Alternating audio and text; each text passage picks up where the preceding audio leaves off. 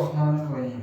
उम्मीद है आप सब अच्छे खैर व आफियत से होंगे और मेरी वीडियोस को देख रहे होंगे।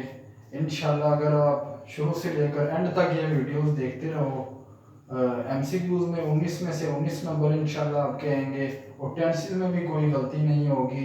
मैं कॉन्सेप्ट वाइज एक एक वीडियो बना रहा हूँ, मेहनत कर रहा हूँ आप लोगों के लिए, ताकि आपके नंबर ना एमसीक्यूज़ में कटे और ना ही टेंसेस में कटे। ये सिर्फ 9-10 के लिए नहीं है, ये बाद में 11वीं 12वीं में भी ये कॉन्सेप्ट यूज होते हैं, क्योंकि उधर 30 कहानियाँ या 10 कहानियाँ 15 कहानियाँ आपने लिखनी होती हैं, याद करके लिखनी होती हैं।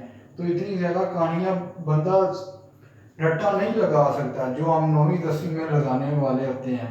रट्टा लगाने की, ये रट्टा लगा लो, ये रट्टा लगा लो, ये एग्जाम में आ जाएगा। 11वीं 12वीं में रट्टा नहीं लग सकता।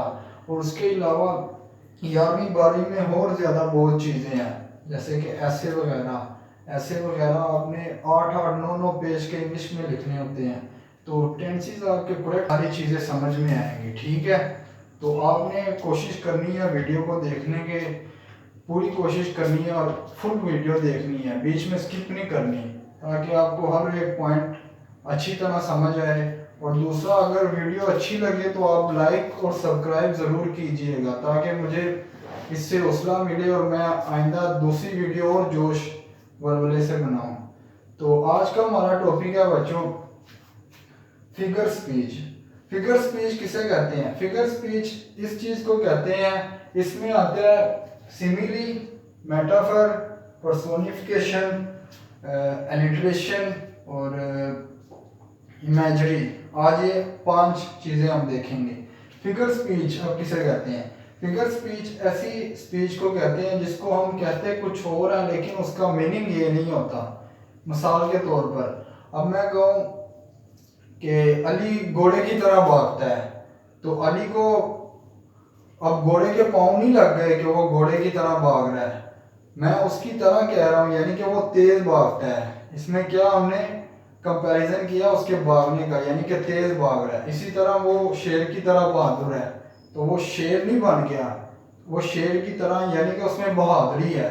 तो कहते हैं हम कुछ और है, लेकिन मीनिंग उसका उससे डिफरेंट होता है। तो ये चीज़ कहते हैं हम फिगर ऑफ स्पीच को। फिगर ऑफ स्पीच में सबसे पहले हमारे पास आती है सिमिली। सिमिली ऐसी चीज को कहते हैं कंपैरिजन बिटवीन टू थिंग्स, दो चीजों में मुआवजना। Using as and like, as और लाइक को यूज करके। हमेशा आपको एज और लाइक सिमिली में नजर आएगा। कैसे? He is as brave as lion, वो शेर की तरह बहादुर है, तो ये सिमिली आएगा। जिसमें हैज और लाइक होगा वो सिमिली वाला होगा। He is clever like a fox, वो लोमड़ी की तरह होशियार है। तो इसमें एमसीक्यूज कैसे बनता है? एमसीक्यूज इस तरह बनता है जैसे कि ये वाला पूरा जुमला लिखा होगा, नीचे ये वाला जुमला लिखा हो सकता है, इसी तरह कोई भी जुमला लिखा होगा, लेकिन इसमें हैज और लाइक से आपने पहचान करनी है। जिसमें हैज और लाइक लिखा हो आपने फौरन पहचान जाना कि ये सिमिली है। इसमें भी एक एमसीक्यू जरूर आता है, तो मैं आपको ये आज करवाऊंगा वीडियो और आप आसानी से वो एमसीक्यू जज कर लोगे। दूसरा है मेटाफर। मेटाफर दो चीजों के दरमियान कंपैरिजन, लेकिन direct comparison without using like and has.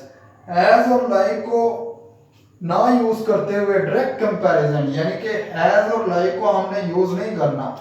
जैसे कि हमने इधर कहा था कि ये शेर की तरह बहादुर है, इधर हम कह देंगे ही इज अ लायन, वो शेर है। वो लोमड़ी की तरह चालाक है, वो लोमड़ी है, हम ऐसे कह देंगे। इसी तरह ही इज अ लायन, इसमें डायरेक्ट कह देते हैं, लाइक और एज का यूज नहीं करते हैं। He is a fox, he is a lion, she is a moon, यानी कि वो चांद है। इसमें अगर हम ये यूज करते मून, तो वो हमने कहना था वो चांद की तरह सफेद है। She is as white as a moon, इसमें इस तरह यूज करना था सिमिली में। और मेटाफर में हमने डायरेक्ट कह दिया है, एज और लाइक का मेटाफर में यूज नहीं करते। He is a lion, she is a moon, he is a fox, तो ये क्या हुआ, मेटाफर। उम्मीद है आपको समझ आ रही होगी। पर्सोनिफिकेशन किसे कहते हैं? पर्सोनिफिकेशन ऐसी चीज को कहते हैं कि इंसानों की जो खसूसियात है वो बेजान चीज को दे दी जाए, उसको पर्सोनिफिकेशन कहते हैं। कैसे? The book is crying, book रो रही है। अब बुक तो रोती नहीं है, इंसान रोते हैं। इंसान रोते हैं, इंसान की खसूसियात हमने किसको दे दी? बेजान चीज को। बुक रो रही है, तो इसको पर्सोनिफिकेशन कहते हैं।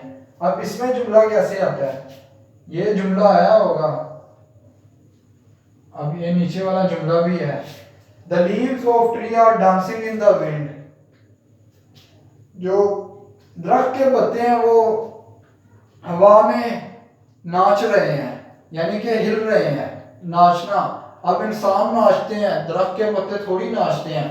हमने दरख्त के पत्तों को, यानी कि बेजान चीज है, हमने उसको इंसानों की खसूसियात दे दी। इसको पर्सोनिफिकेशन कहते हैं।